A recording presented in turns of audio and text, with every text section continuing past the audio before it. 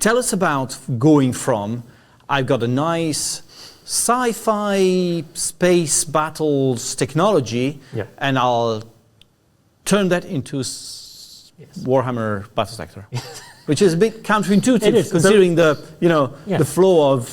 So curiously, this is kind of the inverse of exactly what we've been talking about, where we internally knew we had the knowledge and capacity, and had proven to have the knowledge and capacity to go take Warhammer 40k, not just make the battle game from the tabletop, and make something unique and engaging and different. And importantly, then we have a development team who we know are capable, efficient, really focused on making the most beautiful, lore-adherent thing we could. And rather than say, we've got existing technology, put that on top of it, we've got knowledge of how to make Warhammer 40k fun. You haven't got an engine, go and make the best engine you can. And it's kind of that inverse of, so Paul is a very good engineer, he has very good engineers working for him, and basically going, well, we know internally at Slitherine how to make really good battle games. We have a load of knowledge and experience inside our company. And they have the experience of basically going, we've spent a lot of time making DLCs for BSG Deadlock. Our code base is a bit worn now. We want to make something new. And an opportunity to go, let's build a really good, solid engine that makes the best Warhammer 40k game we can possibly make. And we did, I guess. The Battlesector did super well, and I think that it's really now, it sort of sets the tone for everything we've done afterwards as well. Upping the quality level of everything, quality level graphically as well. We were then looking at transforming core gameplay loops, but also in pretty graphics and so on. And then I think at the beginning of last year we both sort of picked it up and said, Paul decided that he was not willing to go ahead with the Battlesector franchise. We picked it up and decided to start internalizing things now. So a lot of people, hopefully, that are watching the stream today are also part of the Battlesector team. So props to them as well. Yes. But tell us what's happening now. So last year we kind of picked it up for kind of schools. Last year did our first patch update for some couple of units, but then since then we've just basically been able to go, we have now a core team in our Poland office in Warsaw, and we have other team members scattered around inside Slitherine, but also now external additional support from people like Future Rats in Italy. Basically going, we know that people who play Battlesector want more, and they want more of a specific thing, and maybe there wasn't that capacity, where now we're basically able to go, we can leverage kind of our contacts, our capacity to go, here it is. So adding Astra Militarum last year, we added the first narrative campaign since the launch, just a few months ago. Added some new units to that for the Sisters and the Orcs. And so we've also announced Black Legion for the end of the year, for kind of being able to say this is when the new faction's coming. There's yet more of it coming.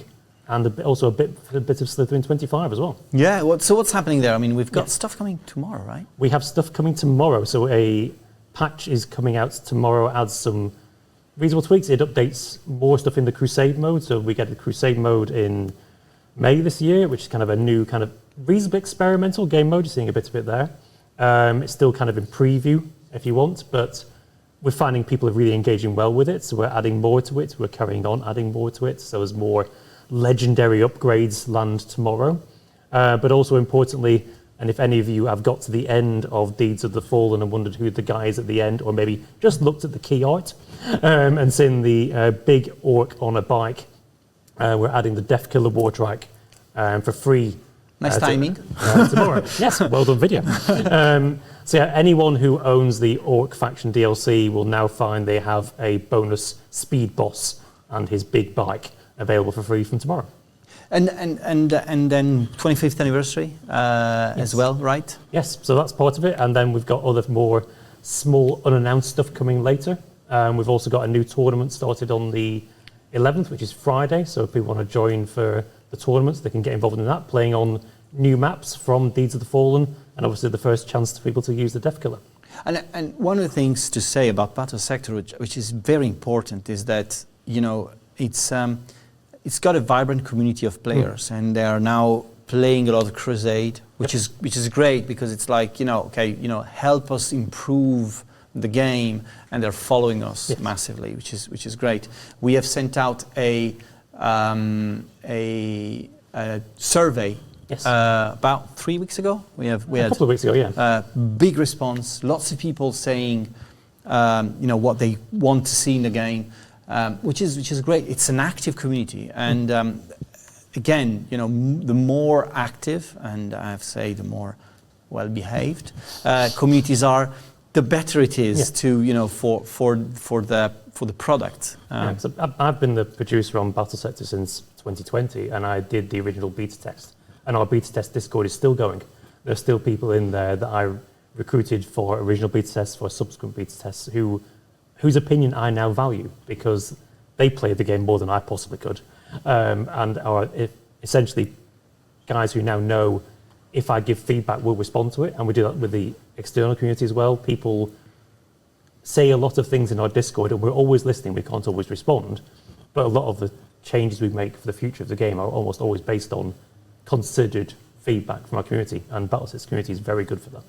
It is, and it's a good sign for the future as well, because this game has, I wouldn't say we only scratched the surface, but there's a lot to explore. We've taken a nibble. There's more cake to eat. Yeah, so it's that's really cool.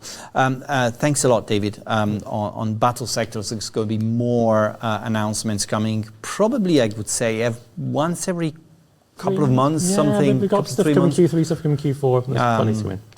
And are you on time for the next faction?